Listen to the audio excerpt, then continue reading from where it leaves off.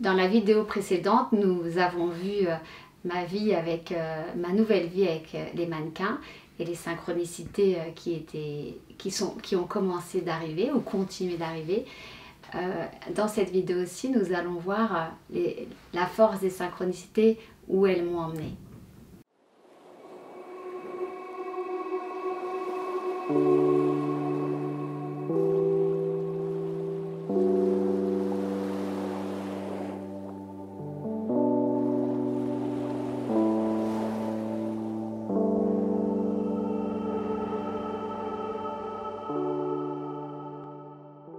Alors en fait, David, eh bien, une fois qu'on s'est tapé dans la main, eh bien, on a commencé à travailler dès le lendemain.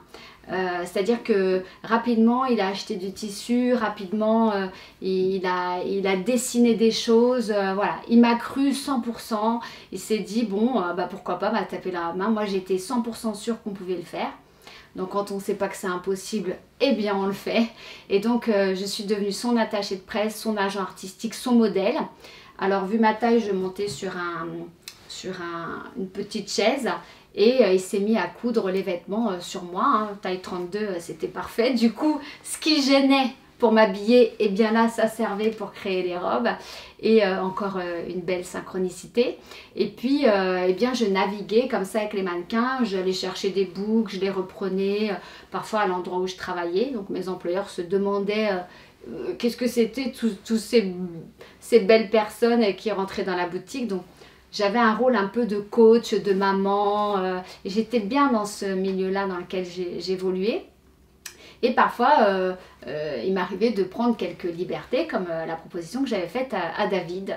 Voilà, et puis un jour, j'avais rendez-vous avec le photographe, donc le fameux photographe qui ne voulait pas trop me parler au départ, mais là, on était super amis. J'avais rendez-vous avec lui sur les Champs-Élysées, et il se trouve que juste avant le rendez-vous des Champs-Élysées, moi, je passais par, pour les Parisiens, vous allez savoir de quoi je parle, là où il y a le drugstore. C'est un endroit où on ne peut pas s'arrêter, il y a juste un feu rouge là, et généralement, il y a des policiers tout le temps.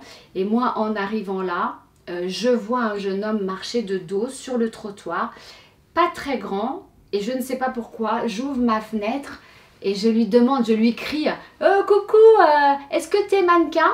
Et là, il se retourne, donc je vois son visage et je me dis en tous les cas, il peut l'être, s'il ne l'est pas, il peut l'être. Et là, il me dit « Oui, oui, oui », et avec un accent québécois énorme.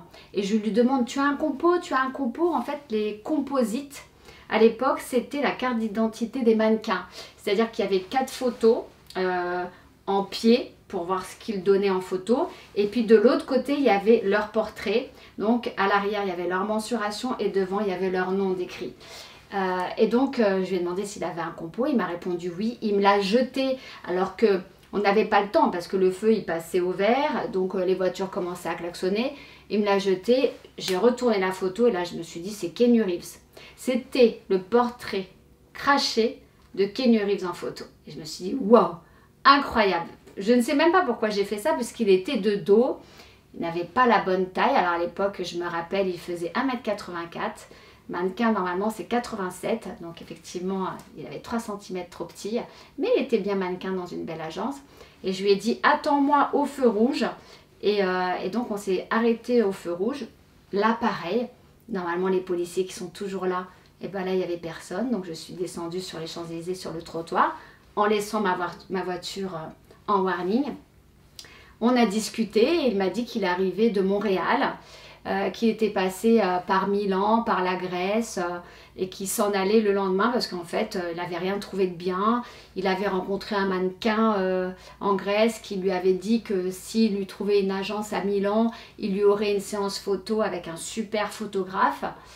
Et quand je lui montre le book que moi j'ai sur moi, il me dit « Mais c'est le photographe! C'est le photographe avec qui le gars il m'a dit que j'aurais une séance photo qu'il m'a jamais eu. » Et là, je le regarde et je lui dis « Mais j'ai rendez-vous avec ce photographe. » En fait, moi, j'avais rendez-vous ce jour-là avec ce photographe-là, 10 minutes plus tard. Donc, il est monté dans ma voiture. on a rejoint le photographe en bas des champs. Et là, je lui ai dit, tu vas jamais me croire, là, je viens d'arrêter un gars dans la rue. Bah, ce gars-là, il y a Cédric qui l'a rencontré. Il lui a dit qu'il aurait une séance photo avec toi. Puis en fait, il ne l'a jamais rappelé. Alors, regarde la gueule qu'il a, tu vas voir son book. Et donc, le photographe, il regarde le book et il dit, ouais, mais il est canon. Il dit, mais Cédric nous a jamais parlé de lui. Cédric faisait partie un peu de... Les mannequins, c'est un petit monde. Hein. Au bout d'un moment, les grands se connaissent tous. Et donc, on a appelé Cédric. Avant, on avait appelé Isabelle dans la voiture. Avec ce photographe, on appelait beaucoup de gens. Donc là, on a appelé Cédric et on lui a dit, dis donc Coco, là, on est avec un gars qui a plutôt une belle gueule. Tu devais lui parler de nous. Et enfin, voilà, tu t'as fait un deal avec lui, mais tu nous as jamais appelé. Donc, comme il partait le lendemain, on l'a convaincu. En plus, il s'était mis à pleuvoir des cordes. Enfin, c'était un peu compliqué.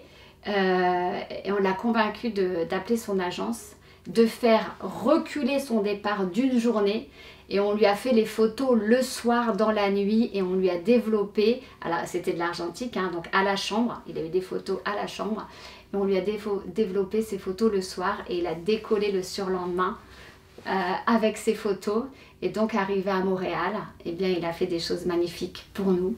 Il a pris rendez-vous, il a parlé de nous tout du long. À cette époque-là, il n'y avait pas Internet. Donc il voulait qu'on vienne absolument à Montréal. Et on n'y arrivait pas parce que c'était compliqué de s'appeler. Et puis comme une synchronicité n'arrive jamais seule, un jour, mais peu de temps après, j'ai vu un ami débarquer chez moi, qui travaillait chez Bulle à l'époque.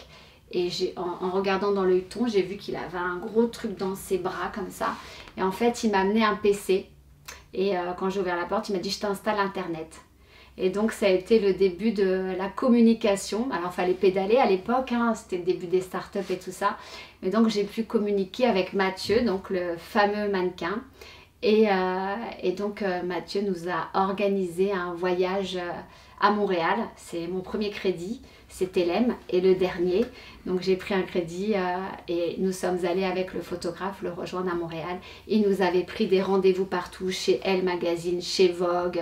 Et donc à Montréal, on a travaillé de partout pour tout le monde grâce à Mathieu, que j'ai arrêté comme ça, par hasard ou par intuition, ou parce que c'était mon destin dans la rue un beau jour en allant rendre visite à ce fameux photographe.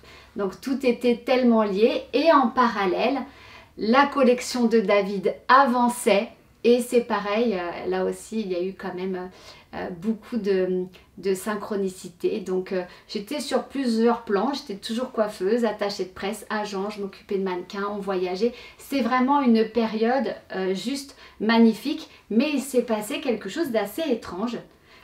En fait, pour travailler sur la collection de David, j'ai rencontré une cliente, hein, puisque les coiffeurs, eh bien, on a souvent dans notre réseau des gens qui nous aident, Dieu merci. Et donc cette cliente s'appelait Muriel, elle était directrice enseigne nationale du marketing chez Nestlé. Et donc elle m'aidait à regrouper mes idées pour lancer David. Parce que, en fait, comme j'étais attachée de presse, il fallait que j'écrive des textes, il fallait que je le mette en avant comme un produit, en fait. Et donc, elle m'aidait à rassembler mes idées. Et à cette période-là, j'ai commencé d'avoir le haut de ma tête qui me chauffait.